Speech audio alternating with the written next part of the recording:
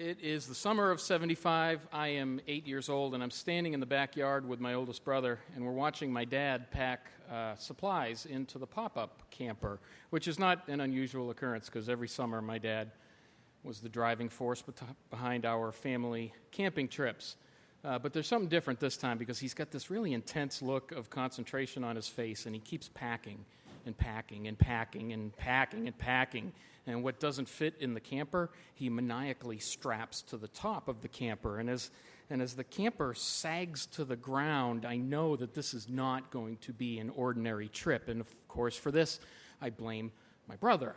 Because Steve was the oldest of the 5 Call kids, and he was the only one not born in Massachusetts. And he should have known that when he made that passing comment about wanting to learn more about where he had been born, that what my dad was going to hear was pack everything that's not nailed down, including my mother, the 5 kids, the Scottish Terrier, into the station wagon, and let's take a road trip from Norwell, Massachusetts to Albuquerque, New Mexico.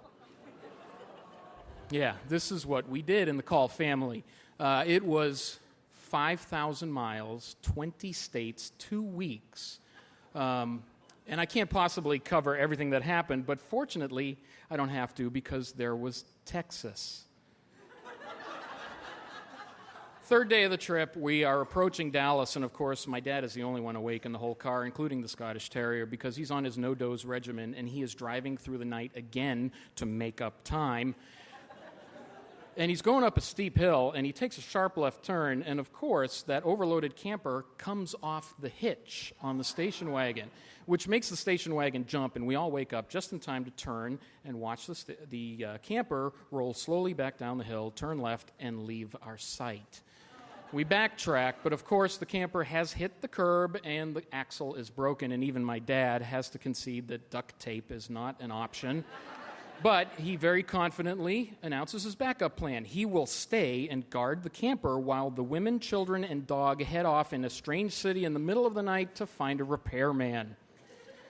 Now, the fucked up thing is that's exactly what happened. And within an hour, Dad has us back on the road. But the no-dose has worn off, and mercifully, he's tired, and he pulls into a campsite, and we want to get a decent night's sleep. So we start opening up the camper, but no sooner do we start doing that it is filled with Texas-sized, very hungry mosquitoes, so nobody gets any sleep that night.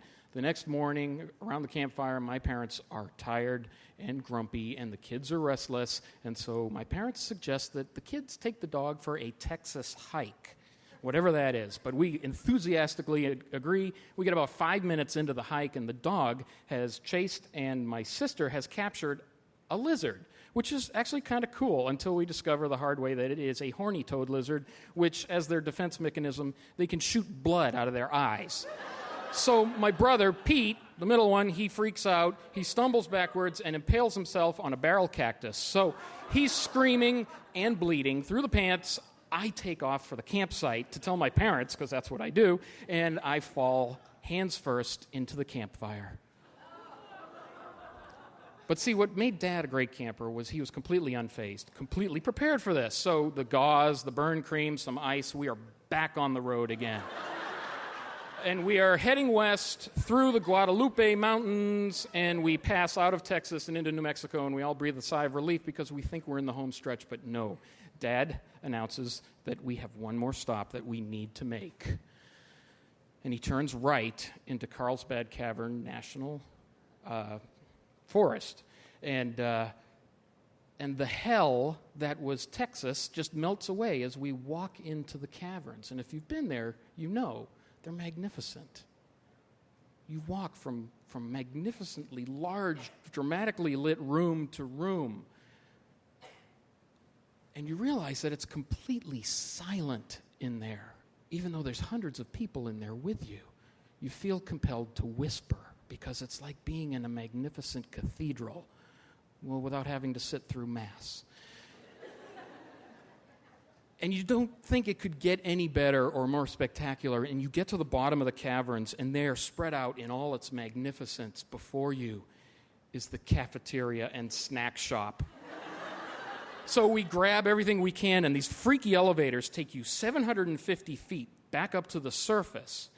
And we sat in a beautiful stone amphitheater at the mouth of the cave, eating our snacks and talking about the day. And the sun is setting over the mountains. And we watch as the sky turns from red to black. And then realize it's black because there are millions of bats flying out of the mouth of the cave.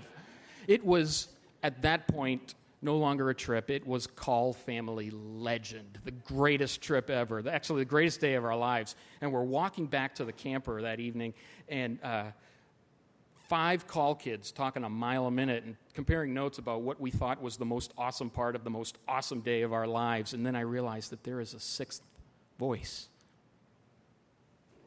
And it's my dad. And even though he's got another night of overnight driving ahead of him, he's got this big shit-eating grin on his face as he climbs behind the steering wheel of that shitty station wagon without air conditioning, and he is so fired up. And it's this quality of my dad that made every camping trip completely unforgettable. Jim Call was just a big kid. Thank you.